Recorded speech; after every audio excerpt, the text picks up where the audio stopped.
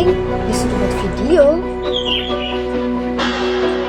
Oke deh, kita coba di video berikut ini.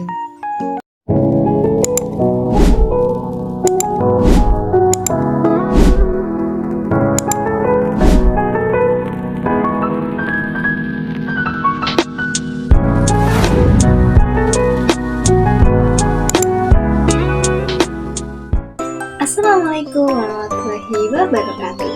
Salam sejahtera untuk kita semua. Semoga kita selalu dalam lindungan Allah Subhanahu wa Ta'ala dimanapun kalian berada. Ada pepatah Cina yang menarik, kurang lebih artinya seperti ini. Jika salah mengolah tanah, maka penyesalannya hanya satu musim. Namun jika salah mendidik anak, maka penyesalannya seumur hidup.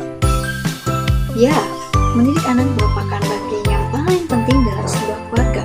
Bersama saya, Nisa Fikir Aziza, mahasiswa program studi Pendidikan Bahasa dan Sastra Indonesia STKIP PGRI Pacitan. Dalam kurang lebih 8 menit ke depan bersama kita bahas tentang peran tenaga pendidik dalam pola asuh anak dan remaja yang menjadi topik pembahasan di video kali ini. Sebelum masuk pada materi, kira-kira apa sih yang menjadi tantangan terberat atau bahkan masalah apa yang sering terjadi dalam mendidik anak dan remaja sekarang ini?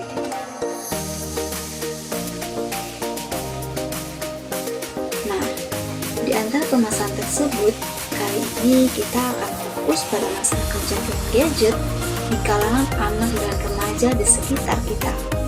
Di negara kita saat ini, penggunaan smartphone atau gadget sudah sangat umum digunakan bagi masyarakat di perkotaan maupun di pedesaan.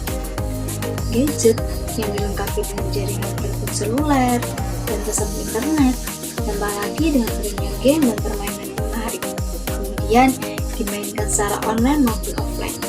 Hal ini mampu memberikan daya tarik yang luar biasa sehingga kita dapat memainkannya berjam-jam bahkan seharian tanpa rasa bosan.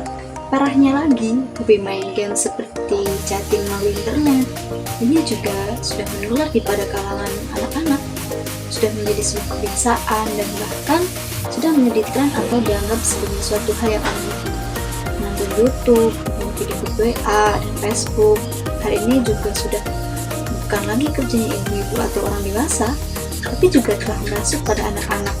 Artinya nih, sekarang udah banyak yang kerja dengan gadget. Setiap hari mereka main gadget, bahkan permainan tradisional yang dulunya kita pernah main bareng-bareng sama teman, sekarang itu nggak ada lagi. Tapi memang di sisi lain, gadget juga memiliki banyak manfaat dalam arti mampu memberikan dampak positif dalam kehidupan. Namun jika digunakan secara berlebihan, gadget juga dapat memberikan dampak negatif. Misalnya, kekurangan aktivitas fisik seperti bermain di luar yang seharusnya mereka lakukan untuk memperkuat fisik dan kepekaan kepada indera terhadap lingkungan. Misalnya, berkurangnya kegiatan fisik seperti bermain di luar yang seharusnya mereka lakukan untuk memperkuat fisik dan kepekaan panca inderanya terhadap lingkungan. Bermain juga dapat melatih hubungan sosial dengan teman-temannya yang dapat merasa kurang pikir dan kerjasama positif untuk memahami orang lain. Termasuk manfaat bermain adalah membangun imajinasi pengelola lingkungan. Bermain bagi anak-anak sebenarnya ini merupakan suatu simulasi atau latihan dalam menghadapi keadaan yang sebenarnya saat anak-anak nanti kelak akan dewasa. Kecanduan gadget ini dapat mengurangi hubungan anak dan orang tua serta saudara.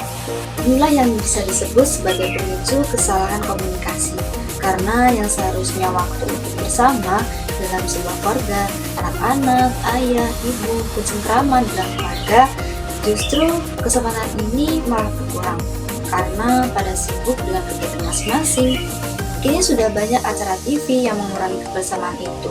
Sekarang malah pada asik dengan gadgetnya. Ini baru masalah. Belum lagi kalau anak-anak sudah terlanjur asik bermain HP. Mereka lupa akan kewajiban ibadah, lupa belajar, lupa mengerjakan tugas sekolah, dan sebagainya. Hal ini akan berdampak buruk bagi perannya dalam menyiapkan masa depannya. Dan yang mengerikan lagi, kalau anak-anak terjebak dalam komunikasi yang salah. Ketika anak-anak sudah terjebak dalam hobi melihat tayangan yang tidak bermanfaat, chatting yang tidak jelas arahnya, kemudian game yang dapat merangsang kekerasan, suka membaca cerita-cerita romantis yang belum sampai pada saatnya, bahkan kalau anak-anak terperangkap dalam menonton gambar video yang mengarah pada pornografi, mari baik-baik berlindung pada Allah dalam hal tersebut dan jangan sampai terjadi.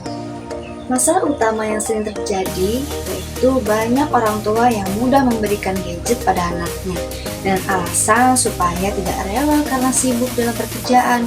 Selain itu, juga ada yang ingin memanjakan anaknya dengan memberikan sesuatu yang sama dengan teman-temannya atau dengan alasan lain agar anak tidak ketinggalan zaman. Mungkin di sini juga ada ya orang tua yang gengsi. Lalu, bagaimana peran tenaga pendidik dalam masalah tersebut? Sebagai tenaga pendidik atau orang tua di rumah, kita dapat mengembangkan kegiatan terhadap pola asuh anak dan remaja, terutama dalam penggunaan gadget yang sesuai dengan kebutuhannya. Artinya, bagaimana dampak positif dapat kita ambil lebih banyak daripada dampak negatifnya. Bagaimana caranya? Yang pertama adalah keteladanan. Sebagai tenaga pendidik, kita berperan sebagai contoh bagaimana menggunakan HP yang sebaiknya. Jadi, jangan main HP terus di depan anak-anak, karena ini akan sulit untuk menegur anak jika kita sendiri juga main HP. Yang kedua, jangan berikan HP cerdas atau gadget yang canggih sebelum anak tersebut berusia 13 tahun, karena hal ini dapat berpengaruh pada perkembangan otak anak yang belum sempurna dan sangat mudah terpengaruh oleh radiasi HP atau konten informasi yang belum mereka paham. Yang ketiga adalah berikan batasan waktu. Ciri-ciri kecanduan gadget dapat dilihat jika anak bermain gadget lebih dari 3 jam dalam sehari. Telah banyak para ahli yang menyarankan bahwa anak-anak jangan bermain HP lebih dari 1 jam dalam sehari. Pembatasan itu memang sulit, tapi dengan pendekatan dan keteladanan yang baik dari kita, maka insya Allah pembatasan ini dapat dilakukan dengan mudah. Nah, itu tadi yang dapat saya sampaikan tentang peran tenaga pendidik dalam pola asuh anak-anak dan remaja. Lindungilah anak-anak dan didiklah dengan baik agar dapat mewujudkan generasi yang berkualitas demi mewujudkan Indonesia Emas tahun 2045. Semoga bermanfaat. Sekian dulu. Wassalamualaikum warahmatullahi wabarakatuh. Dadah.